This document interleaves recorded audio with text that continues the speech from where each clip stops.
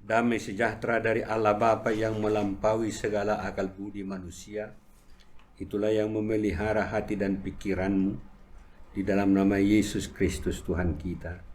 Amin. Saudara-saudara kekasih di dalam nama Tuhan Yesus, firman Tuhan yang mau kita terima pada Minggu Advent yang ketiga ini tertulis dalam surat Paulus kepada jemaat di Tesalonika. Yang pertama, pasal 5 ayat 16 sampai ayat yang ke-24. Demikian tertulis.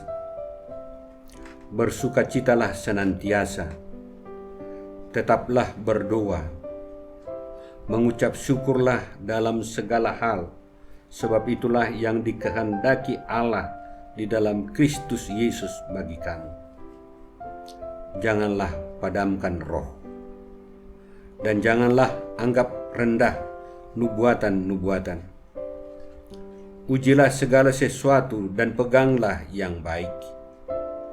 Jauhkanlah dirimu dari segala jenis kejahatan.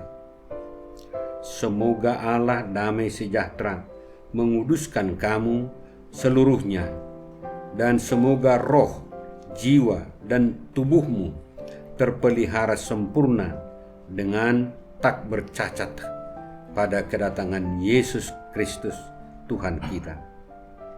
Ia yang memanggil kamu adalah setia, ia juga akan menggenapinya. Demikian pembacaan firman Tuhan. Saudara-saudara kekasih di dalam nama Tuhan Yesus, kita sudah melalui dua minggu Advent. Dan dalam 2 minggu Advent yang kita lalui itu, firman Tuhan sangat jelas menasehati kita.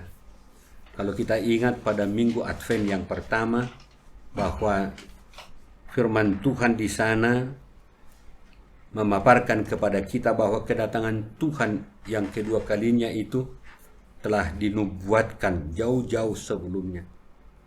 Karena itu kita diminta jangan ragu-ragu, tetap memiliki iman percaya, serta memperbaiki kehidupan dan bertobat. Itulah yang kita terima dalam minggu Advent yang pertama.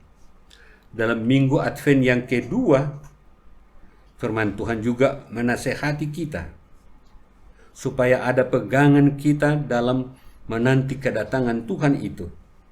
Dikatakan di sana supaya kita tetap berpegang kepada kehendak Allah, kehendak Tuhan, dan setia kepada Tuhan hingga akhir daripada kehidupan kita. Gak ada pegangan yang lain menantikan Tuhan itu, hanya firman Tuhan. Dan kita memegang itu, memelihara itu dengan setia sampai dalam akhir hidup kita. Kita sudah memasuki minggu Advent yang ketiga. Maka pada minggu Advent yang ketiga ini firman Tuhan juga menasehati kita dalam penantian itu. Apakah yang dinasehatkan oleh firman Tuhan? Supaya kehidupan kita tidak bercacat, tidak bercela. Inilah yang dikehendaki oleh Tuhan dalam masa penantian ini. Sampai akhir kehidupan kita. Supaya kehidupan kita itu tidak cacat, tidak mempunyai celah. Tentu saja saudara-saudara, perlakuan ini untuk tidak bercacat, tidak bercela itu bukanlah perbuatan yang gampang. Itu menuntut kerja keras. Ini menuntut dengan tekad yang bulat. Tanpa itu saudara-saudara, godaan iblis, godaan dari dunia ini pasti akan menjatuhkan kita sehingga kehidupan kita menjadi lebih tidak baik di hadapan Tuhan, mempunyai cacat dan mempunyai celah. Karena itu saudara-saudara, firman Tuhan menasehati kita dalam masa penantian itu.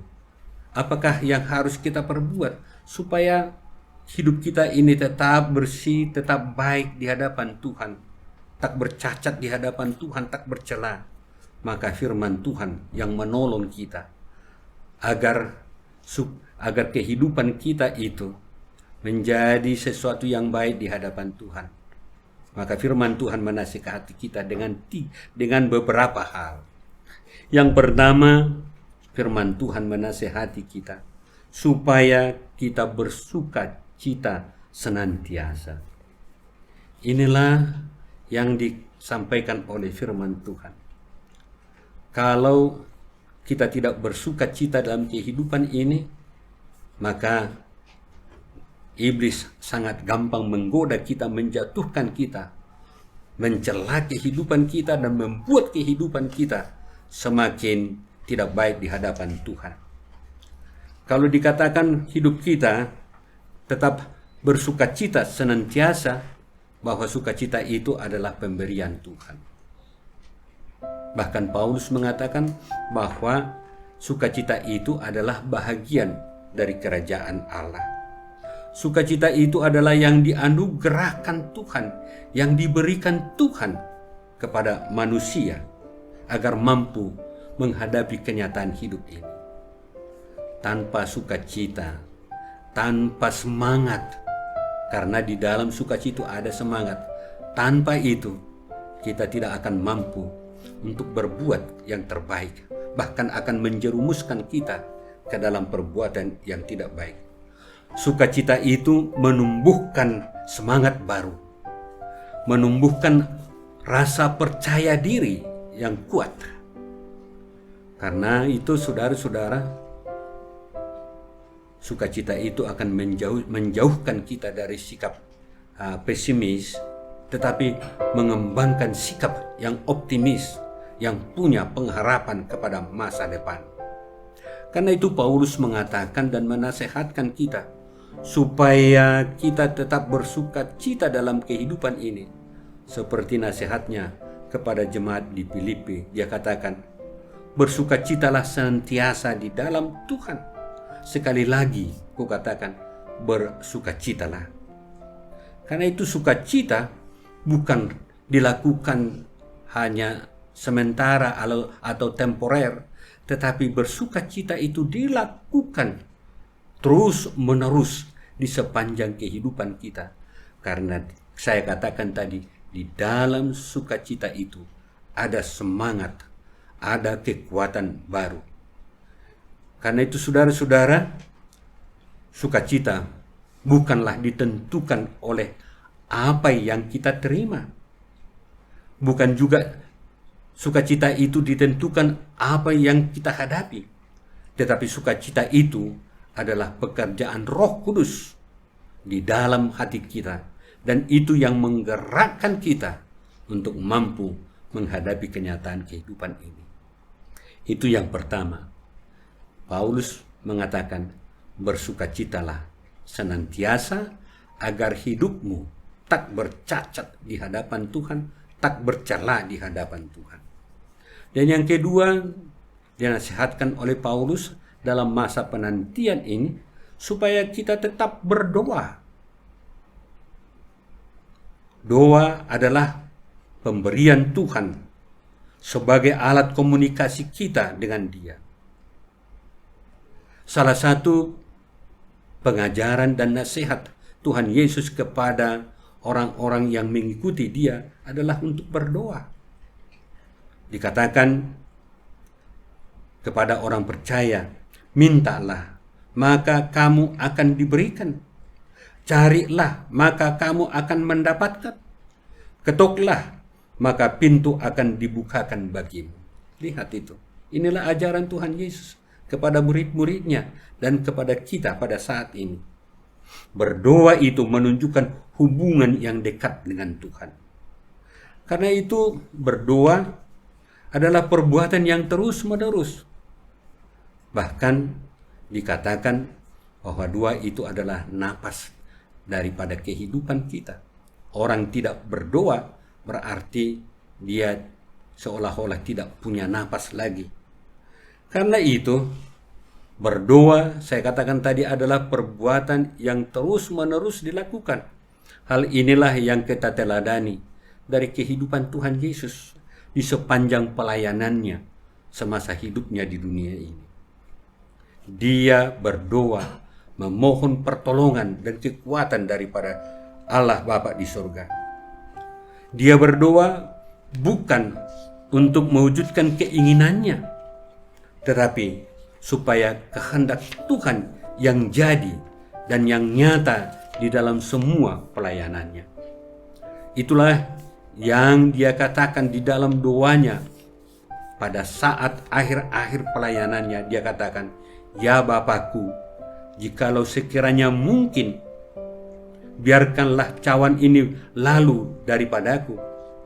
Tetapi janganlah seperti yang kukehendaki, melainkan seperti yang Engkau kehendaki." Kita lihat, bukan kehendaknya, tetapi kehendak Allah Bapa yang mengutus dia ke tengah-tengah dunia ini.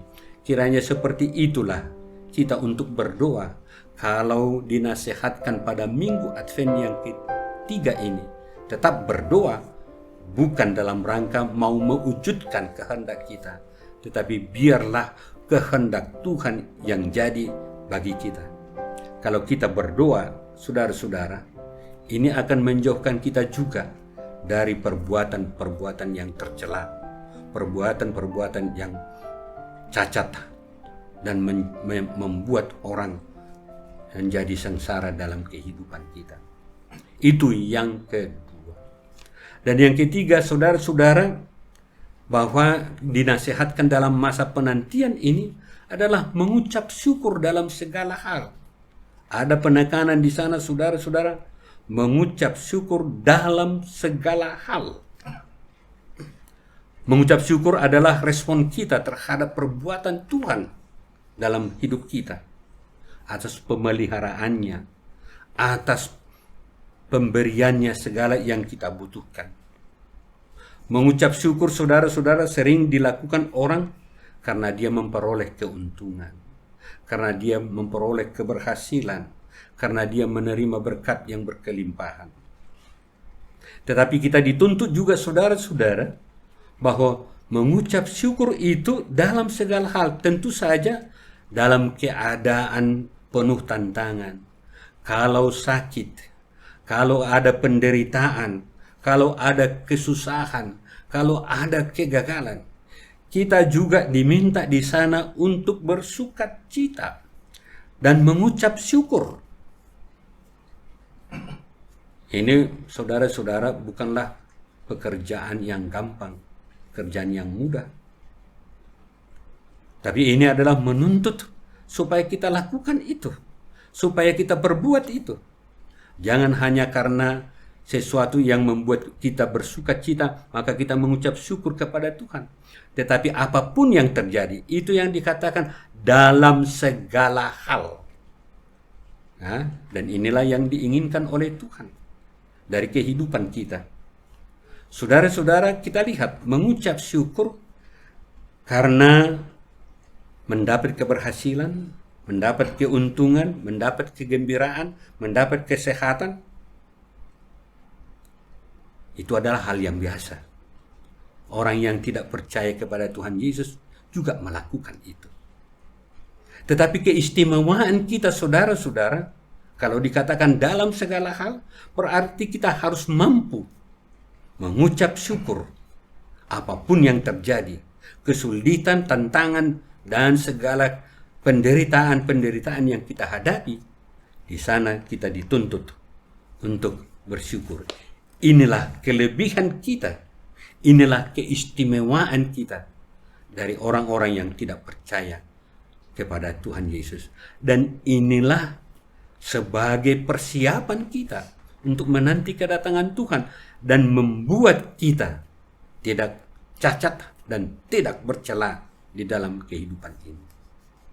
Dan yang keempat, saudara-saudara, firman Tuhan menasihati kita dalam masa penantian itu supaya hidup kita tidak cacat dan tidak bercela di hadapan Tuhan, yaitu mau memperkenankan atau menerima Roh Kudus itu bekerja mengendalikan diri kita.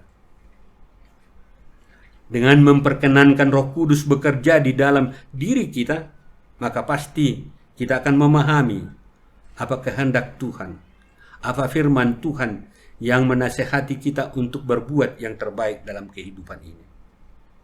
Maka dengan pertolongan Roh Kudus, kita akan melakukan firman Tuhan secara benar. Dengan pertolongan Roh Kudus, kita akan mampu menjauhkan segala perbuatan-perbuatan yang tidak baik dan melawan segala bentuk daripada kejahatan. Kalau dengan pribadi kita, saudara-saudara, kita tidak akan mampu untuk melawan semuanya itu. Karena kekuatan-kekuatan dari luar itu adalah lebih kuat dari kita. Tetapi kita menjadi kuat karena ada kuasa yang diberikan Tuhan melalui Roh-Nya yang kudus yang tinggal di dalam diri kita untuk memampukan kita menghadapi itu.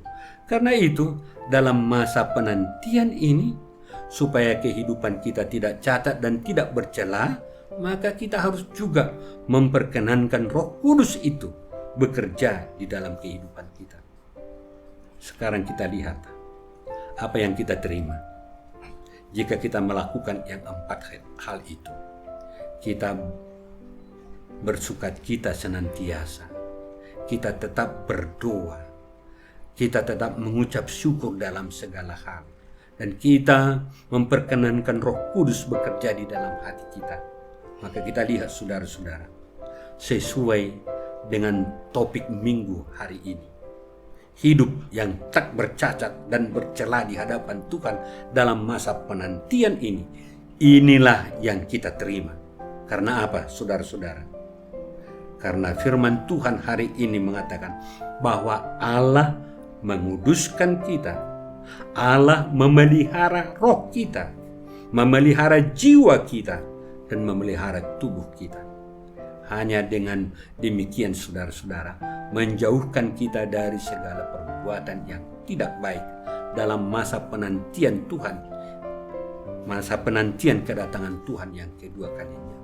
Karena itu, saudara-saudara, pertahankan hidupmu tak bercacat, tak bercela dalam masa penantian akan kedatangan Tuhan yang kedua kalinya. Selamat Advent yang ketiga. Amin. Kita berdoa.